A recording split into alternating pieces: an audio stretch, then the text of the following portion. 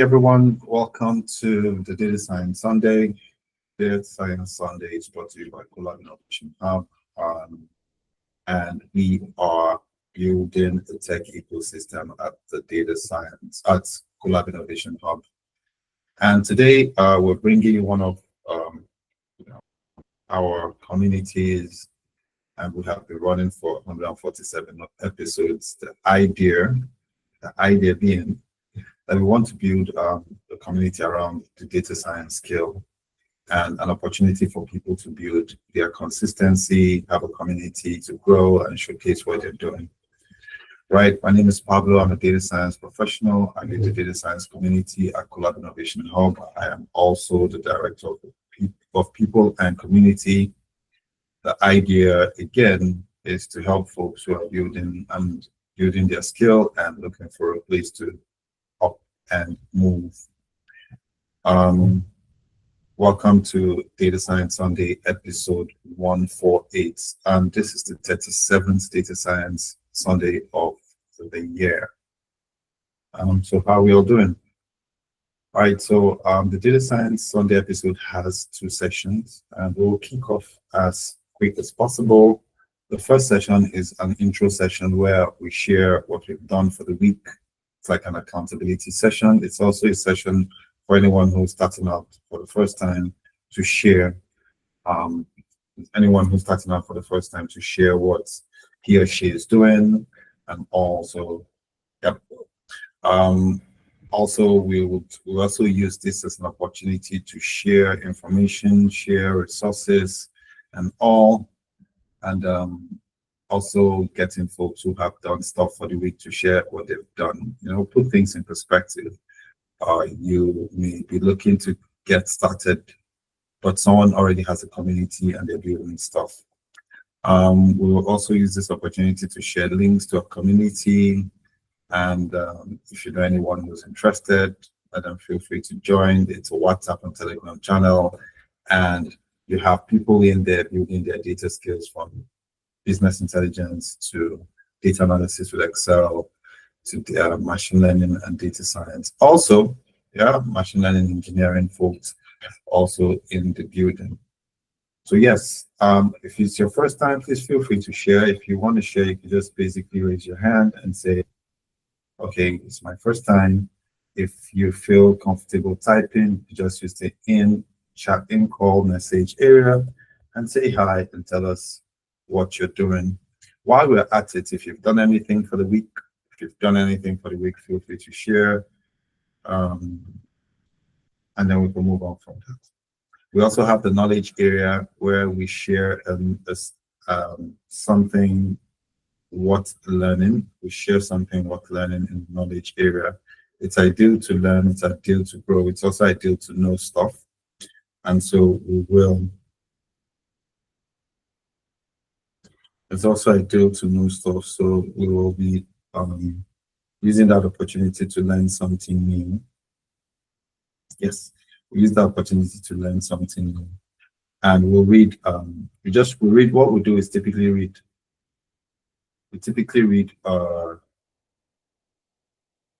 an article, and I always use Statista because every week there's a new article on something happening in the world of stuff. I think today we'll be reading something on global tourism.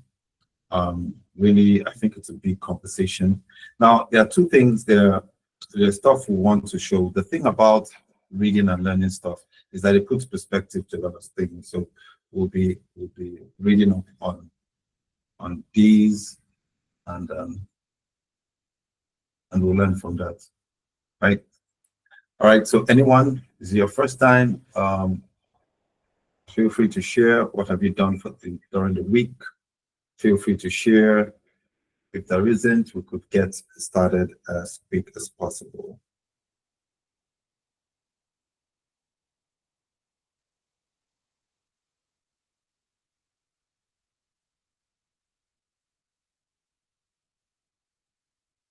Anyone? Okay, just a second, guys. While we're thinking.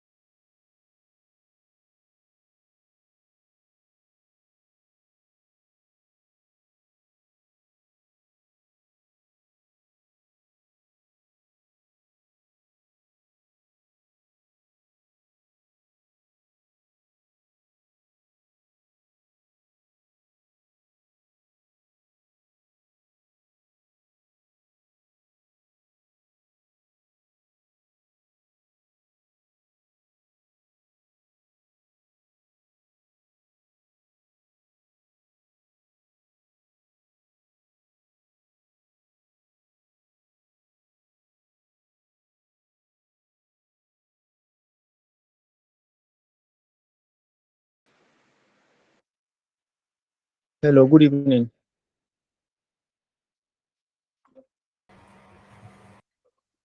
You're Hello, audible good to evening. one. Okay. This is my first time here Oh, actually, but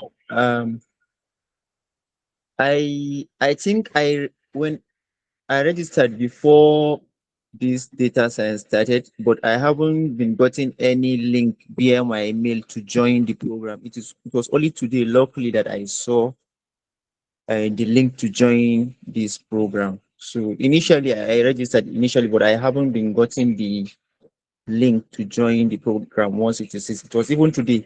I was shocked. I just saw the link, so I don't even know wow. that this program has started long ago. So because that is why I'm here for the first time. Oh, okay. So I just finished a program at CAD ICT Hope Data Analytics, Oh, nice. which was sponsored from World Bank. So and my reason for joining this program is I want to like fine tune my data analytics stuff and I want to explore more. That's why I'm here. Thank you. Okay, that's lovely. First off, apologies. Um, I don't know what it has cost that you did not get the link, but I'm happy you're here. Second, would you like to share what you learned in your data analytics program at CAD ICT? Okay. All right. At CAD ICT, basically the package we were taught were Excel, Power BI, and probably an SQL too. So that was the main area that we used in fine-tuning our data, modeling our data, and making the presentations. And we normally get some of our data from Cargo. So that's where we get our data. Then we normally, and sorry, Python, most of the modeling, we use Python. Okay. So under the Python taught some of the package inside, including NumPy for numerical analysis and the rest. So it was Excel, SQL, Power BI, then Python that we did for the 6 month program. So that's cool. It's good to know. Thank you. Yeah. Um, all right. So I hope that what we're doing here helps out. We're building data science from scratch for anyone who started. We're also sharing data science knowledge. We have a community. I'm going to share the link for our. Well, I'm going to share the link for our community. It's a WhatsApp. We have a WhatsApp and a Telegram channel. Please feel free to join in. At Collab, even at the physical community, there's still an opportunity for you to come around and learn stuff like business intelligence. That's on Tableau. We also have Power BI Thursdays. We also have Excel Fridays. And soon I'm just going to announce that our third cohort for data science will be starting on the 13th of October. So, which is stuff you can share with your people. If it's something you're looking to say, let me advance more in what I've learned, this would be ideal. So welcome, and apologies. It must have been a technical mix-up. Is that how they say it? It was a technical mix-up. Yes. All right. Thank you very much. Apologies affected. Thank you very much. Oh, I'm glad that you accepted that. All right.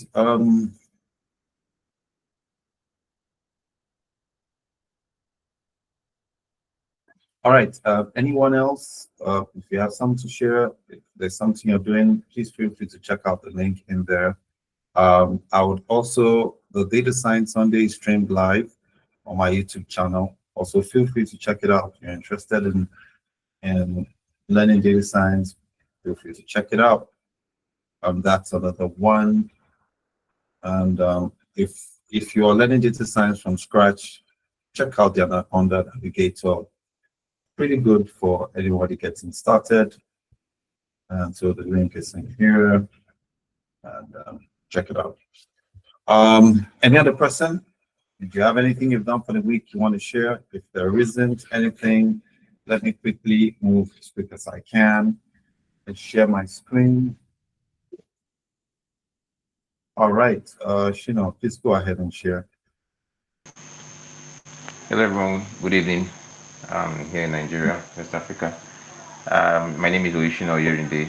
I am also a data science and data visualization learner. So I'm an ever learning learner. So for this week, what I had to do was continuation of the Python toolbox on data camp. So I'm learning using data camp, and I'll be soon completing lists, comprehensions, and generators on data camp, still on that Python toolbox. So that's my learning for the week, and I did um, Tableau using creating dashboards, but I haven't published yet. That's my learning for the week.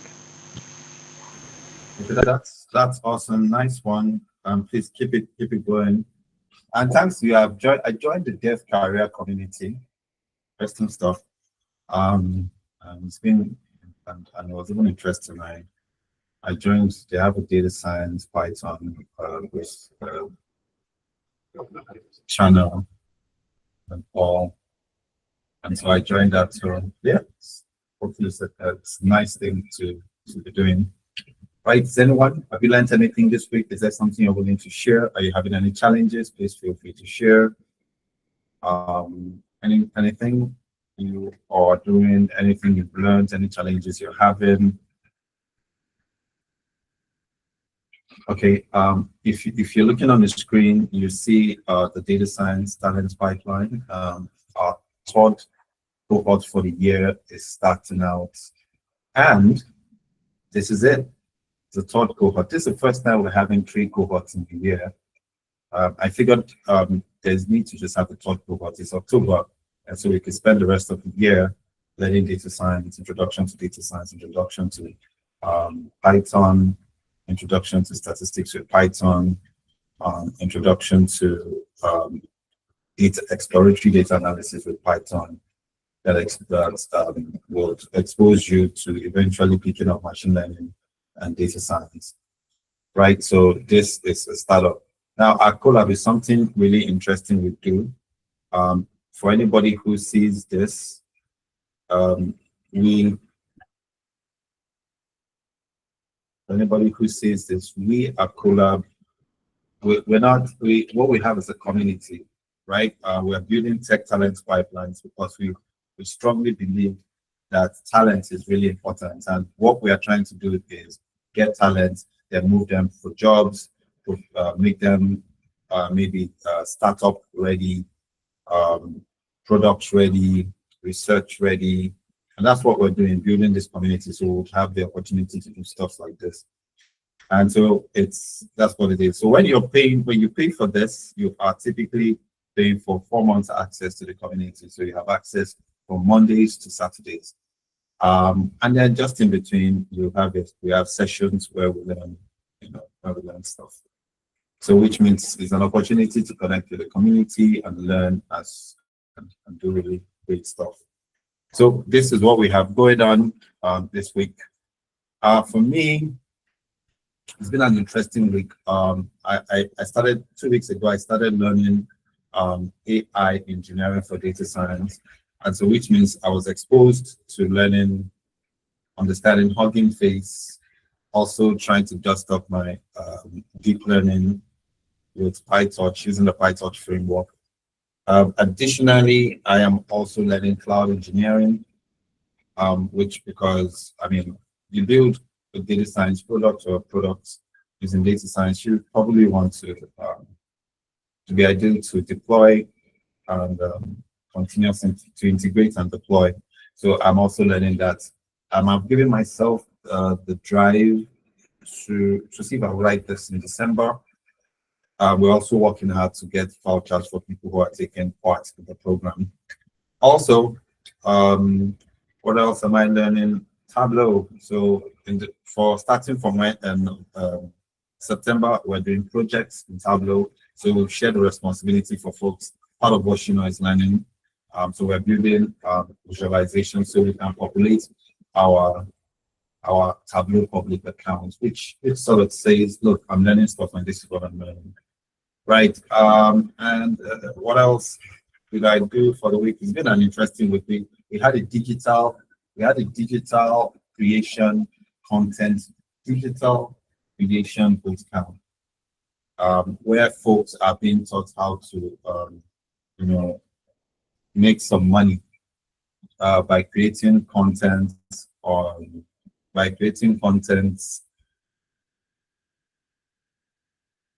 make some money by creating content. So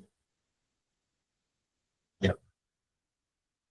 Guys, just a second, please. Sorry for the interruption. The rain is falling. I need to check out some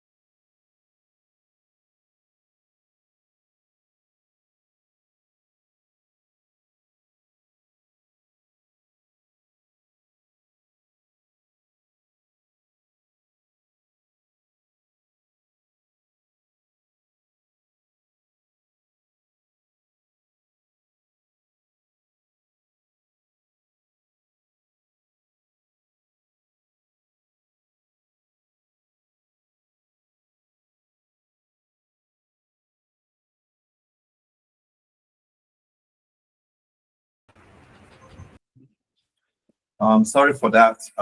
Whenever the rain starts, I need to check out the internet and all just to have everything set up so that we don't get some form of interruption. All right, guys. So like I mentioned, we're doing projects on Tableau Saturday. Excuse me, it's the end of the year, and it's ideal for us to basically pick out a project to do, and so we could end the rest of the year building our portfolios, and so which will make a very good stuff for 2026, right? So yeah, so that's what we've done. Anyone have any questions before we jump into the knowledge area for today? In the knowledge area, we're going to look at we have some conversations about global tourism and the world's tourism, the biggest spenders in tourism. So anybody with questions?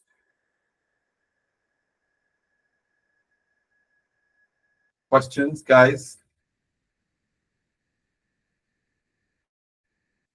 Yes, I love that. Go ahead. This is just a side question.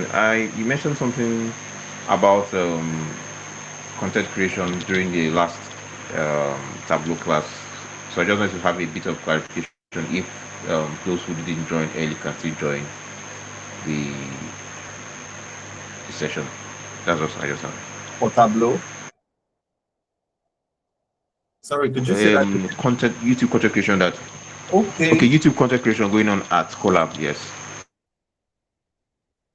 Okay, so here's the thing. We had the 3-day bootcamp is over, but I'll find out from Naomi, the program manager, if you make payment, you'll be given access to the group. I'll find out, so you could have maybe the group, because there's a group, and that group is headed by none other than Anyedi Udo Ubong, who is head of partnerships at Google, but it's not even, he has no connection with that. So I'll have to find out if you can pay and you will now have access to the LMS and the group. I'll find out. Or they want to just make that group specific because what I'm in that group and what is going on in that group is sexy. So I'll find out. Is that okay? Yes, it is. Thank you very much.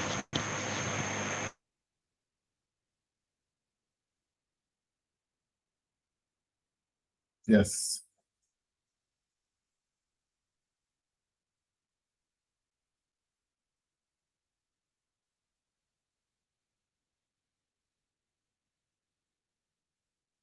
All right then. Anyone with questions?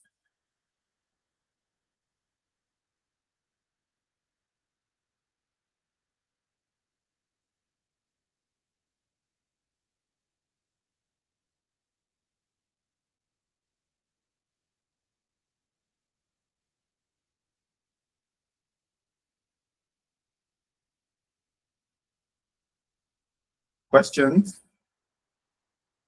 All right. So in the absence of any question, let's head straight to today's knowledge of the day. Right. So today, what are we going to be looking at? We're going to be looking at travel and tourism. Right. And the idea is for us to just pick up the knowledge and quickly jump in on what we're going to be doing for today. So this is what we have on the screen. And this is it. So it's travel and tourism. For anybody who's here for the first time, like Usman, what we typically do is we learn stuff because as a prospective or a potential data scientist, you must know stuff. It's a must. You must know a lot of stuff. You're expected to pick up knowledge as you proceed, and this is super important. Now, Statista does a bit of sharing this kind of information. Shout out to Statista. I don't have any association with them, but I feel they do great work. And you can see that today is the 28th, and this is from on the 26th. And so what we're talking is tourism worldwide. Now, the question is, why do we have to do stuff like this? Well, it's important to note that learning a thing or two about how data is reported is critical to your data science development. It's critical to your data professional development. So it's important that we pick up this. So we'll learn stuff. Additionally, we pick information. We see how data is reported, and at the bottom of it, we will see a visual, and it gives us a sense of how we could create visuals. I picked this idea. I got it. I moved it from a sort of like it's a transferred learning idea from our Tableau Saturday community over to this. All right. So tourists from China spend the most money on overseas travel, according to the recent data from the UN World Tourism Organization. In the past year, Chinese travelers have spent approximately $250 billion. Meanwhile, US travelers have spent close to 180 billion, coming in second place. Perhaps more surprisingly, Russia also ranks amongst the top 10 countries from tourism expenditure, which is such an interesting take here. Now, with tourists spending just under $40 billion in 2024. Now, this is really an interesting conversation to think. Now, another conversation that sort of helps this, which I feel it's important to throw in, is also the conversation around global tourism, right? And this is another one, and it's the same lady, Anna Fleck, she put up this on the 25th and then did a follow through on this. So I'm just going to switch this, right?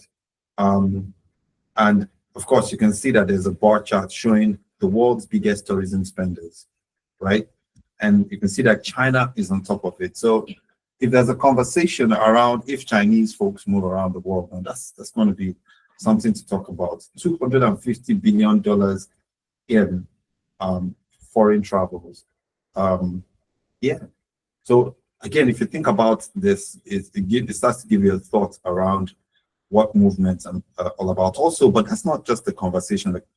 The conversation is for us to have knowledge about stuff.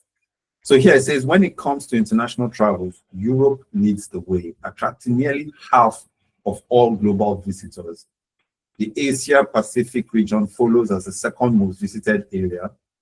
France remains the top destination globally, drawing over 100 million tourists in the past year alone. 100 million tourists to France. Wow. Now think of what that does to their foreign direct. Do you call it foreign direct investments? Yeah, it's sort of like would I put it that way, or rather how what they're bringing money into their economy, which is really interesting. There's also one here that talks about global tourism has exceeded pre-pandemic highs, and you can see that. So I'm going to share this in the group. You can check it out in the group and read. Yeah, so I'm going to share this and go.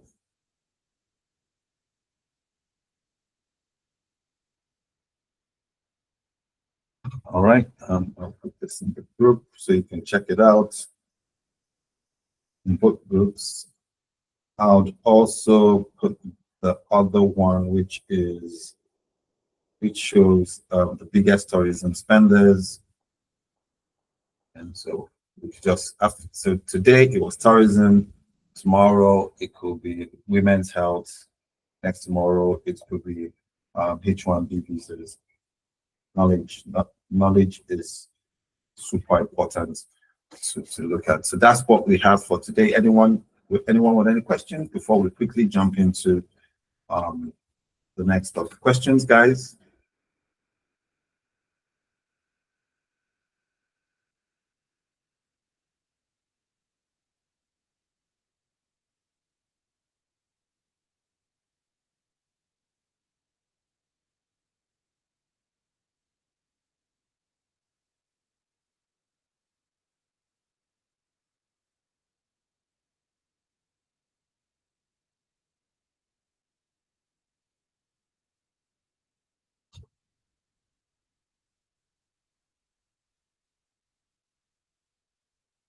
Questions?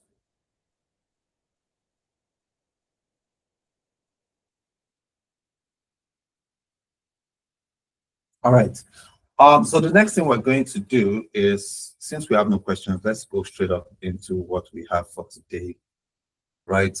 So we could just make it as quick as possible, share stuff. But then what we're going to be talking about today is polynomial regression. That's what I planned to share today. Now, the idea of polynomial regression is such an interesting one. So let me make this bigger instead of putting it like this. So let me make this bigger. Let me remove this so that it is not impressive. Yes. So what is polynomial regression? What does that even mean? Now, in machine learning and data science, part of what we do there, part of the idea in machine learning and data science is to predict what would happen, what is to have an idea of what may happen in the future by using, historical data. So we'll start off by breaking down a few things. First off, we will start off by talking about linear regression.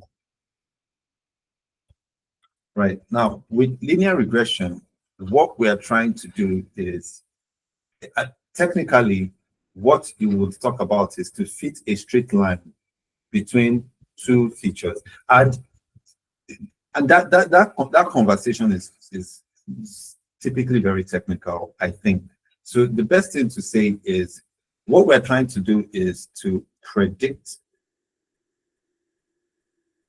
right? Is to predict with new data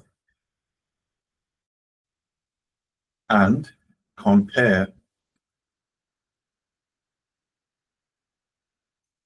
with observed data. Now, so that's what it is. Now, when we predict with new data, that's one. When we compare with observed data, so we have predicted data, and then we have observed data. Now we draw a line between predicted and observed data so as to make sense of something. In fact, to make it easier, let me write we'll put this called the line that best fits.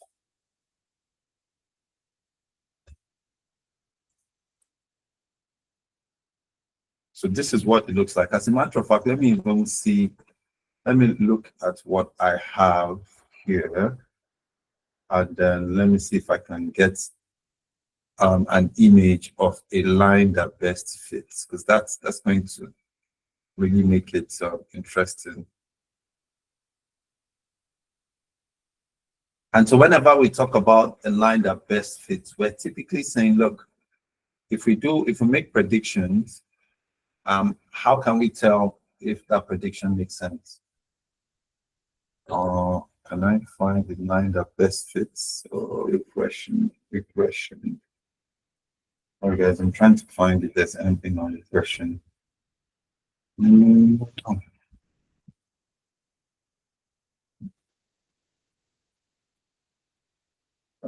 that best fits. Okay, but basically, let's use what we have here.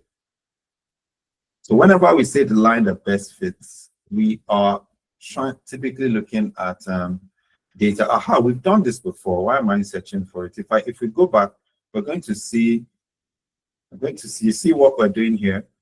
Yeah, so what we're trying to do here is to draw lines between predicted data, which is they're the ones that are in red, and then observed data, they're the ones that are in blue.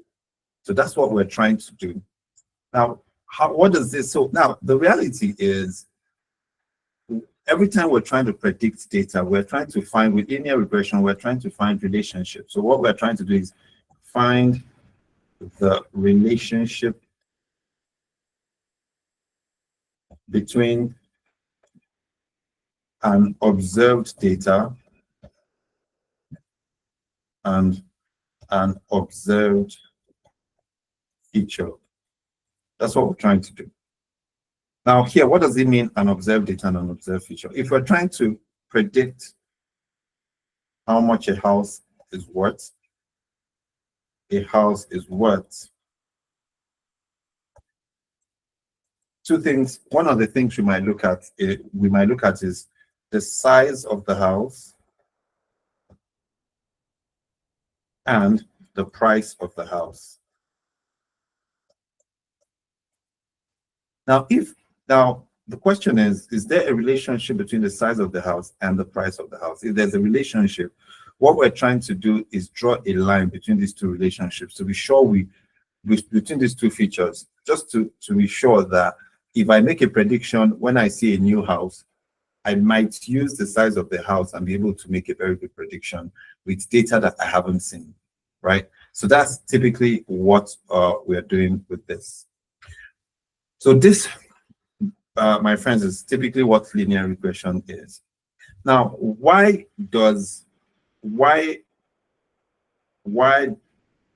slash how? The question is why slash how does linear polynomial regression come in?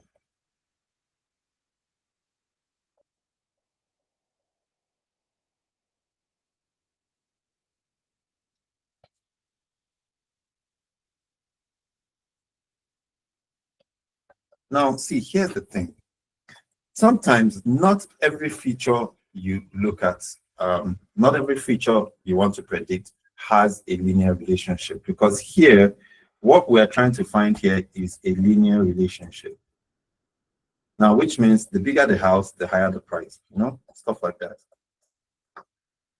But it is not every situation that we have a linear relationship. Some relationships are not linear. Some relationships are non-linear, right?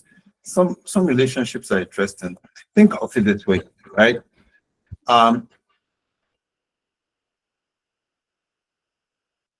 If you think of one perfect example is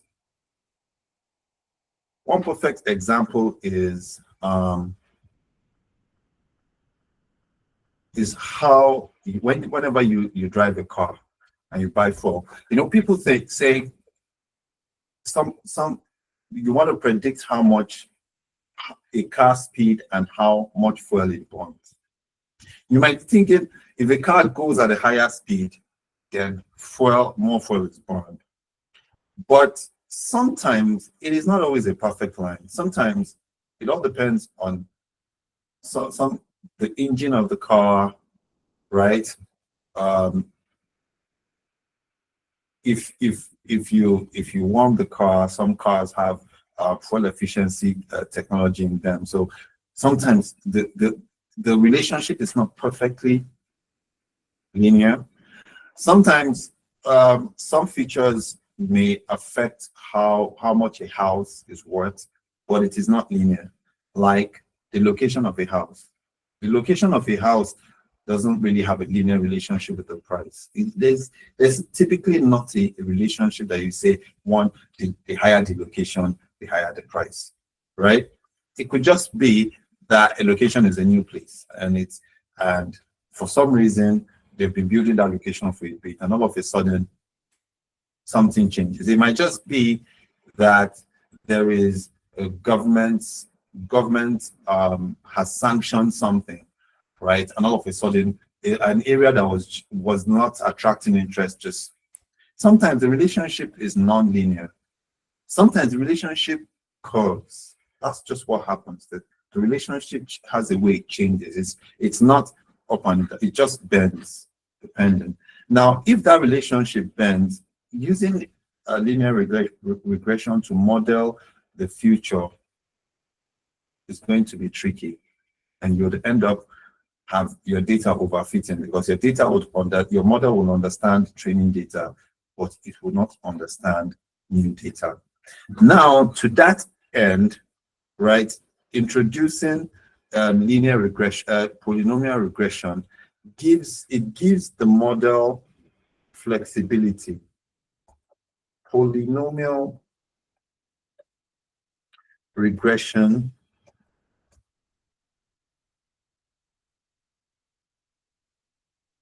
gives the model flexibility. That's what it does. So it's like a wire, it can bend, right? So that's what happens. So it can bend. Now, what we're now trying to do is we're now going to say, how do we demonstrate this polynomial regression? How do we demonstrate it? So that's what we're going to do. I'm going to do this demonstration from what I have read. Let me see if I can pick that out and then introduce that so that we could use it as okay, so we could show how we can use polynomial regression to do stuff. Just a bit, guys.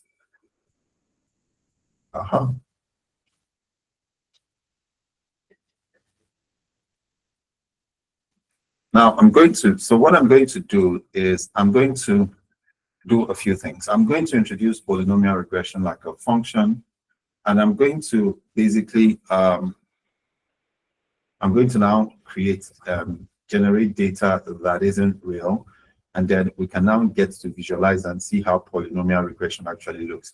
Now, what this does in essence is it helps you see it in action, right? So let us see polynomial regression in action. This is polynomial regression in action.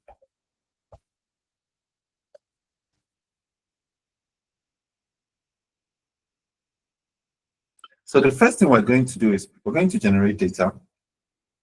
Now, when we generate this data, we're going to use this data to now do stuff. We're going to use it to, explore stuff, right? So let's first generate the data, because I think this would make a lot of sense. So the first thing I'll do is I'll import let me just call this general. So it's not like I'm going, I'm going to create sort of like a function that helps generate data. So that's what I'm going to do. So I'll call this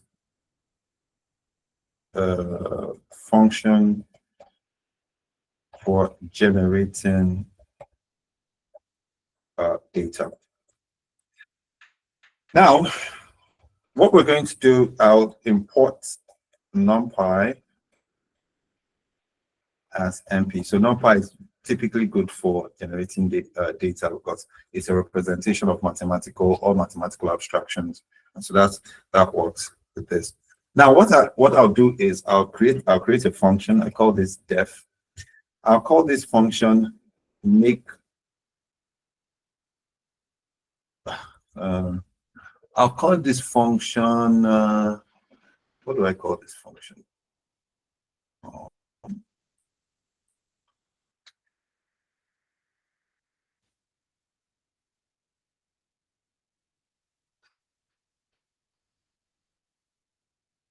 I'll call this function gen underscore data.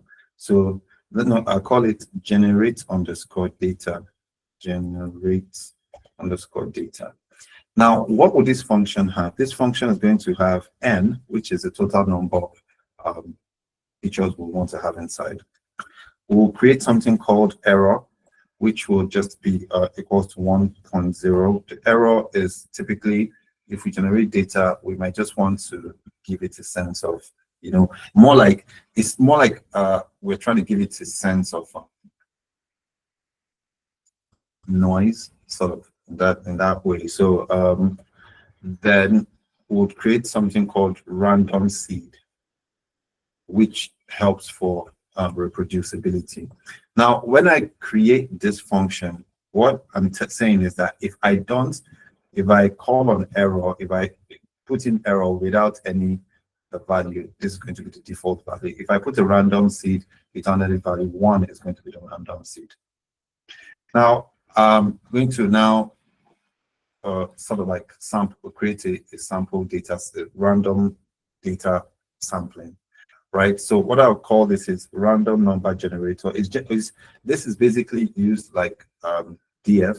So you can use that to generate information. And basically, this is you just writing Python code and using it to create stuff. Now, I'm going to say np.random. This is also a function that we can use to create a random state. So that random state is the reproducibility. And inside, I'm going to say rseed. So you see, in case I don't use this, so you're sure you know that it's 1 up there. Next, I'm going to use x. X is going to be a representation of something called a feature matrix. Every time you're building a machine learning model, you're going to have your training data and you'd have your target variable or your target data. So both of them always have to be there. And conventionally, we represent them with a big X, capital X, and a small y. Now, so the random data I'll create. Okay, just a second, guys.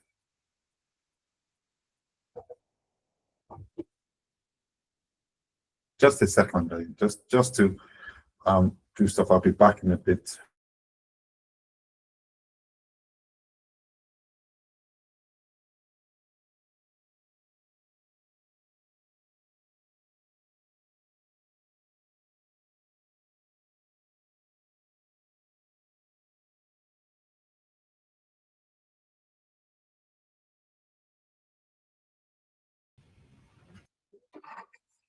All right, I'm back. Sorry for the interruption. All right, so that's X here. Now, I'm going to say X, and I'll say random number generator, and I can now call rand now. So which rand? So just to put it in perspective, if I say if I create a random number generator and I say np.rand random dot rand. In fact, this is what I want to do. What if I say rand dot rand? I want to create random values in a given shape. So I just want you guys to know that that's what I'm trying to do here. So, but it's going to use this random state to do that. So I'm going to inside, I'm going to say n, which is any number of features I want. And I'm going to now say 1.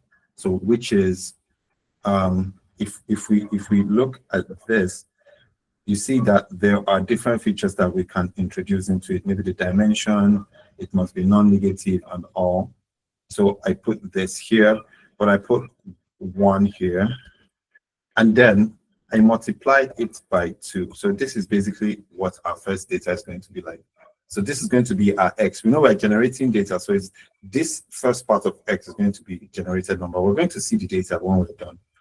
Then second, we're going to have y, which is going to represent our prediction or our target variable, right? So we say 10 minus 1, right? 10 minus 1, we're going to make it, put it a dot, so it's would, and then we'll divide it by x itself. Now, whenever we use x, we use this term ravel. What it does is that it flattens what we created here. When it flattens, it makes it one dimension, right? So we'll introduce this, and we'll put a little bit of noise to it, and then we have this. Then anytime we say if r, which is what we have, is greater than, which is this guy, is greater than 1, or is greater than 0, what we should do is we should take y and add,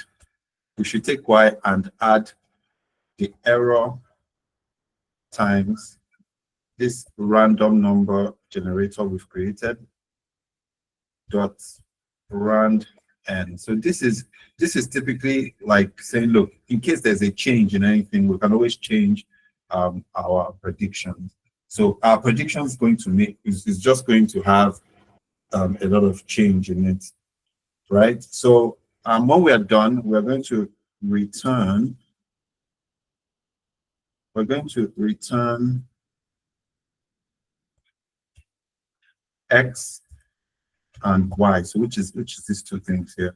So this is what we'll do. We'll run this.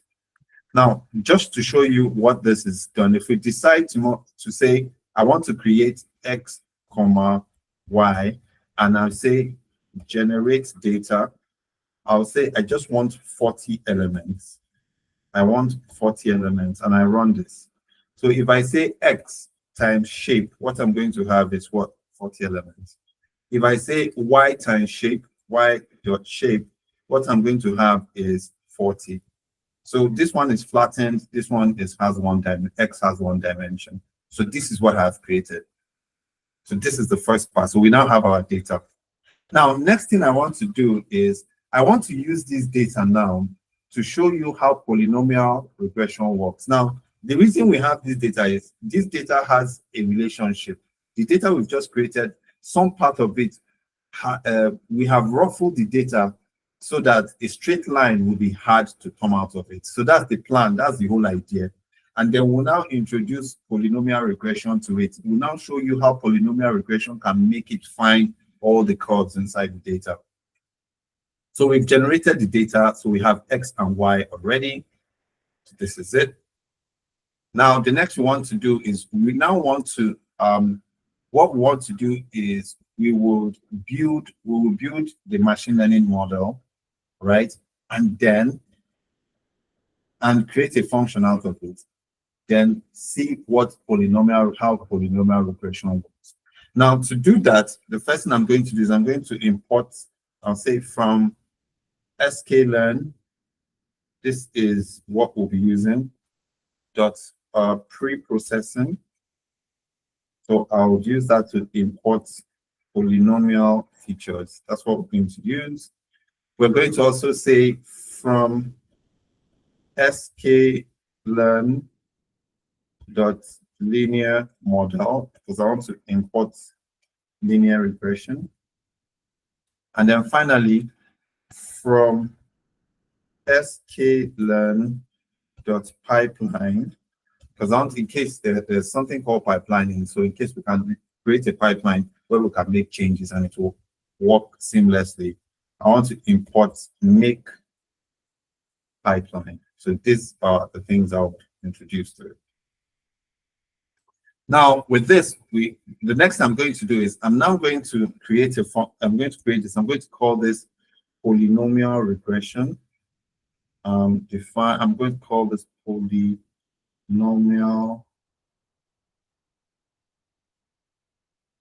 regression.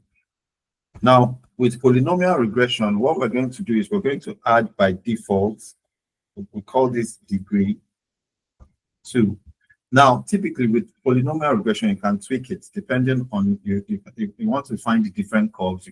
You can create degrees of sort of like curves inside. So by default, we want to create a function that's a polynomial regression, and inside we will now create something called arbitrary number of keyword arguments. That's what it is, arbitrary number of keyword arguments. So which means we can add plenty things into this function. Now, what we want it to return is we want it to return a pipeline, and inside the pipeline, we're going to have polynomial features, 1. And that polynomial features takes degree. It takes degree, which is, so we can call it, by default, this is just 2 degrees that's going to take. Then, we're also going to take a linear regression, because remember, linear regression is the first guy that will create the straight line, right? And so inside, we're going to have keyword arguments. We're going to have this guy inside here, this arbitrary number of keyword arguments. Now, once we put this in here, it makes it easy for us to add any amount of arguments inside. So this is what we want. So we've created this function. Now, what I'm going to do is I am going to now visualize. I'm going to create a new data set that is our test data set, which is data that we have never seen before. And then we are going to build a model with X and Y, and then predict through a new model, through a new data set. But that new data that we're going to bring in would have curves inside, and we'll now see how we can tune it so it will work. So this is what we're going to do. So we're going to first create the new data, because we have X and Y. So we'll create a new data. We'll call it X underscore test. Inside, we're going to use np.linspace. Now, linspace, what linspace does is that it creates evenly spaced numbers over a specified interval. Now, when we do that, what we're going to do is we will create 500 of them.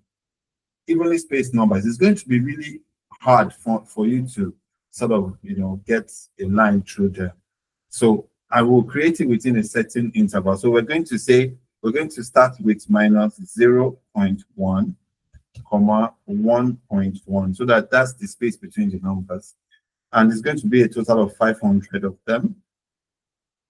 Then we will try and also make it like a 1 dimension, so that it's easy for us to call it a 1 dimension.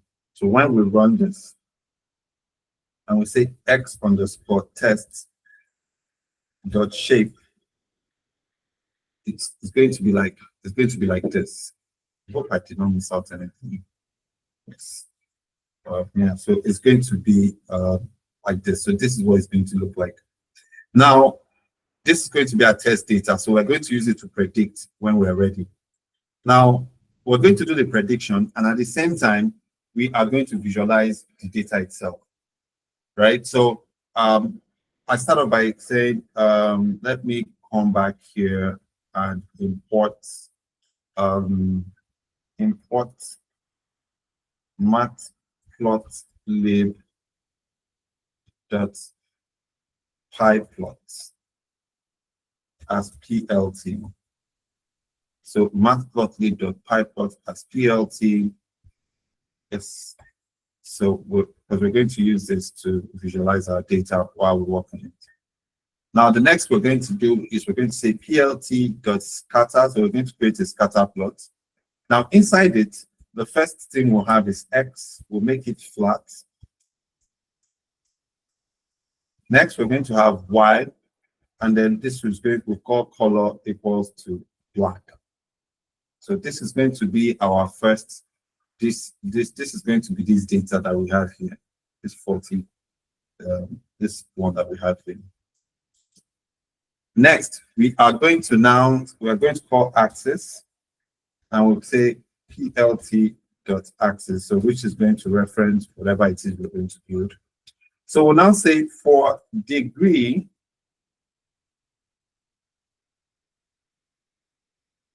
for degree in, we put a square bracket 1, 3, and 5. So we're going to have 3. We're going to tweak it in 3 places, right? We're going to say y_test. We're going to use the polynomial regression, which is this function. Then we're going to add degree inside. So which means it is going to use these 3 guys to check out, to find how we can go through all these curves. That's one. So we're going to use that. So that's Y test here. Then we're going to fit X and Y, which is the data we have.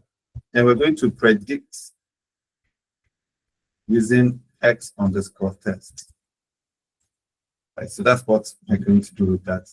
After that, we're going to say plt.plot, and we're going to plot everything that we've worked on inside, so that we can see how it is. So we're going to predict X_test, which is our new data. So we flatten it so that it will be easy for us to see what we have. Then we'll have Y_tests. So the one that is not, yes, that this one, we'll plot this guy inside here that we predicted. Then we'll have label, and the label is going to be the number of degree that we have created. So we can use this as f string. Use this as f string, and inside I won't have degree. Degree, no, nothing. So we're going to call this degree, and we say equals to open bracket 0. So then, yeah, that's what we should have. I hope this works. Then we can cover it here. This is f string. It's going to find degree. It's going to bring out all the degrees that are inside there. This should be it. Okay. Then I should cover it 1 and 2. Right. So this is what we have here. I have one small feeling that we might have an error, because but let's never mind. So we'll go plt.xlim. Now what we want to now do is to create the limits for our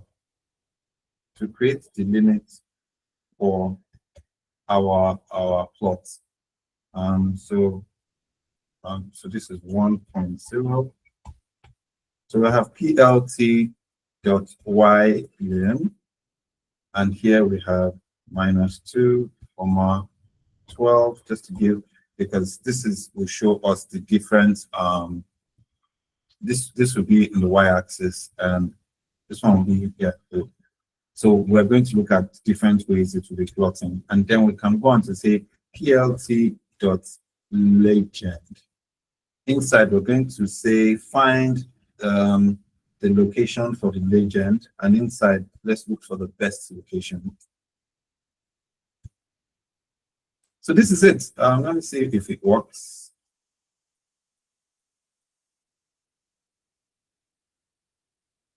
Hold on.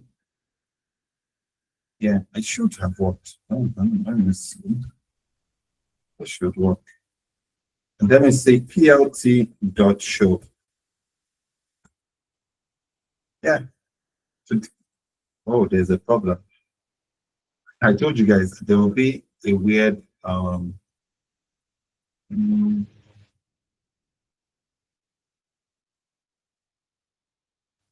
no. Sorry guys, let me see something.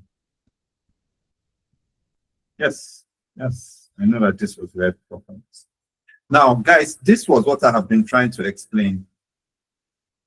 Now, if you predict data using linear regression, the first thing that tries to happen with your data is that the linear regression will draw a line that best fits between observed data and predicted data.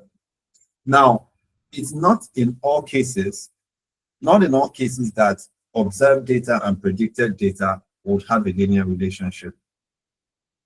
Sometimes there are some things inside the data that might not really, make it easy for this straight line to, for you to find this specific straight line.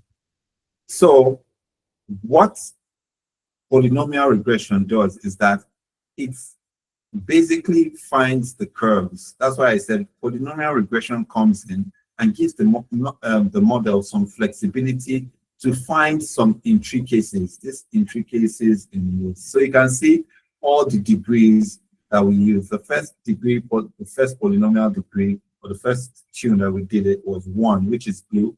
No, sorry, this was the 1 was not a polynomial degree, it's just a straight line.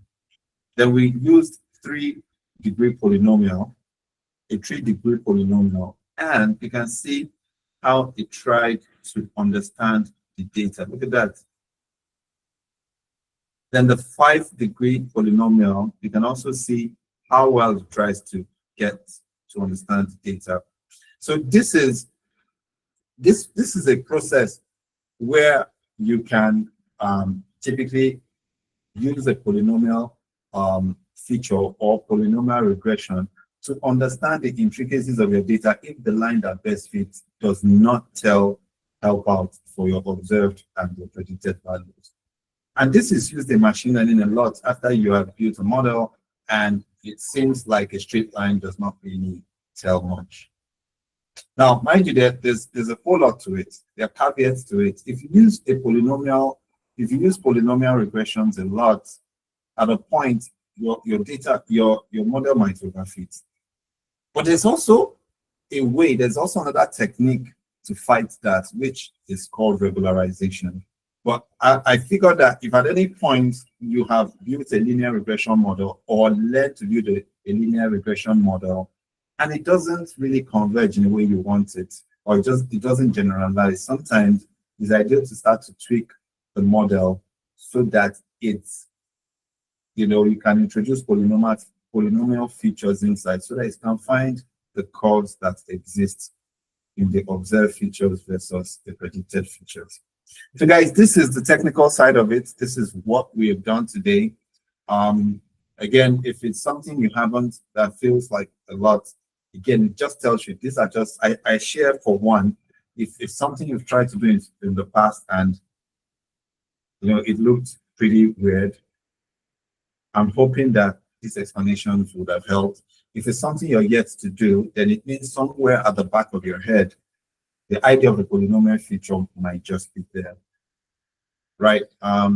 Please let me know if you have questions, and that if we don't, just questions. This is a question answer session. Yeah, please, Shino, go ahead. Okay, I lost video. My network kicked me out after we put in the random state where we defined generate data. You mean here? Yes. Yeah. Just after importing make pipeline. Yeah. Yes, that's in polynomial. That's where we define polynomial regression. Okay. So basically, what we did here was to create a function that will return a pipeline.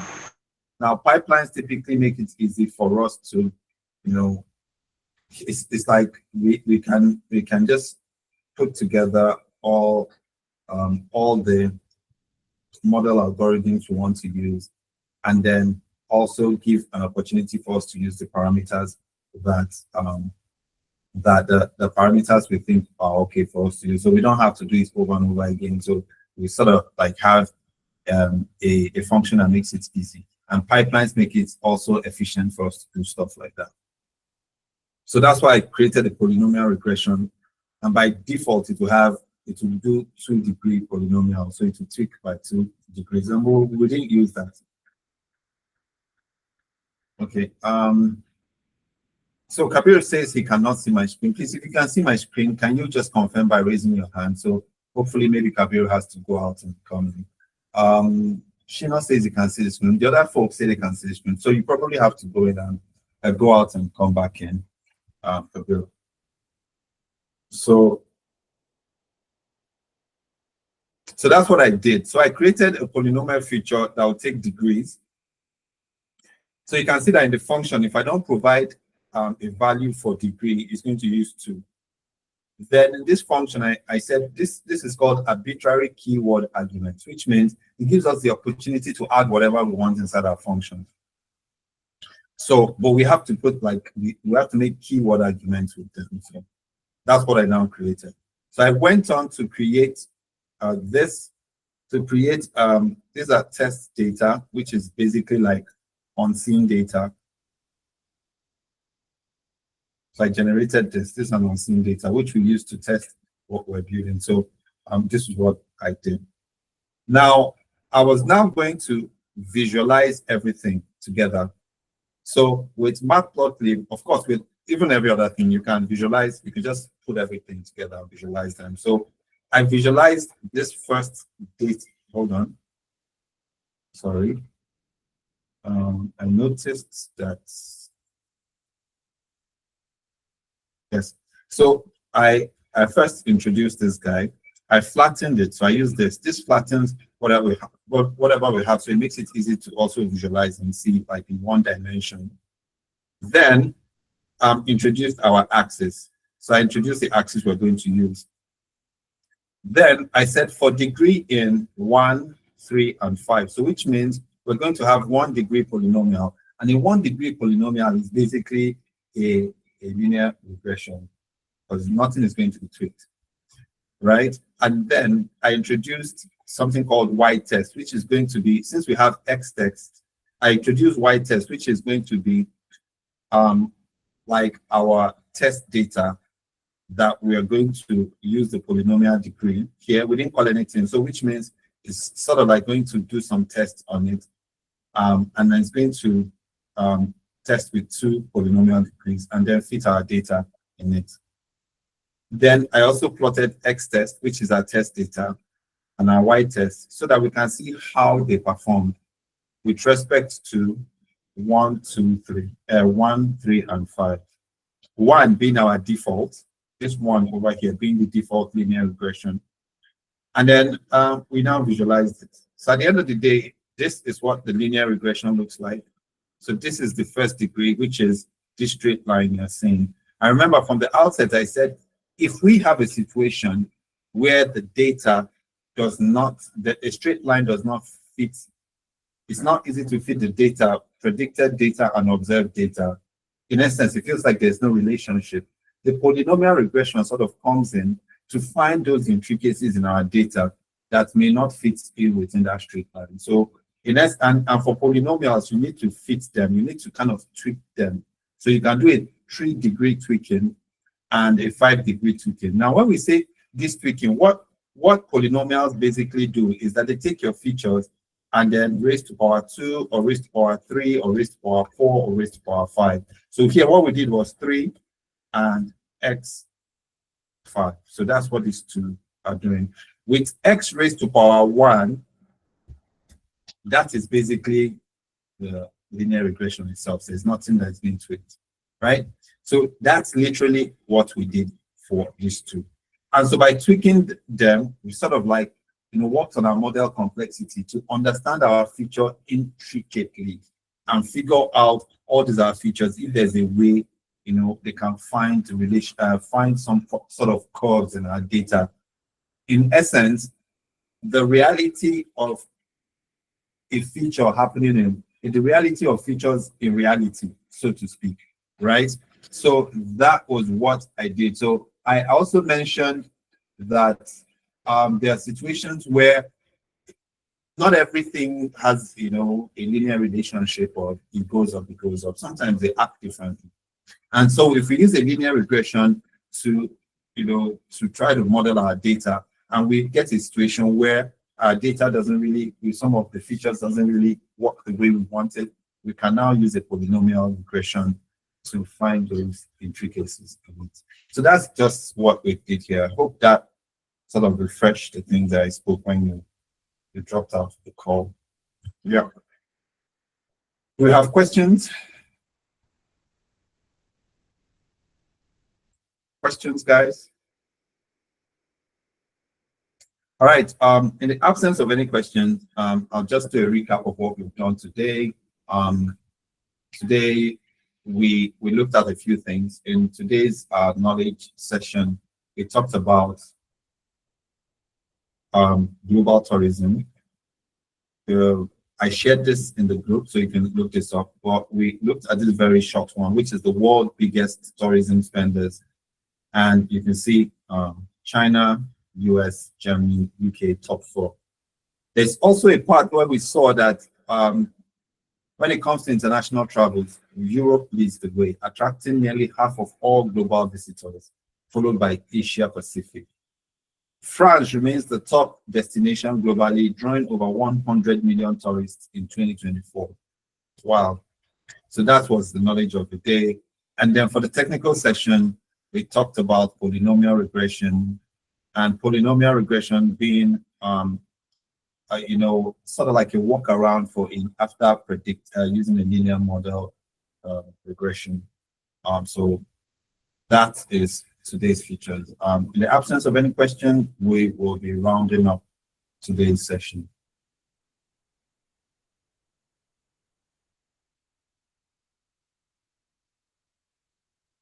Oh, and just as I mentioned, I nearly forgot that. For those who are interested in joining our third data science cohort of the year, it's out. It starts on the 13th of October. You have 4 months access to Colab. Monthly access to Colab is 22,500. So you have 4 months access to Colab. It's part of your access. As part of your access, you get to join the cohort if you do it. So remember, if you're joining Colab, you're not joining Colab for data science training. You're joining so you can have access to a bunch of things we do at Colab. So that's typically how we do that at Colab. So yeah, so this starts on the 13th. Please reach out in the group to let me know if you are interested in that. Yeah. So yeah.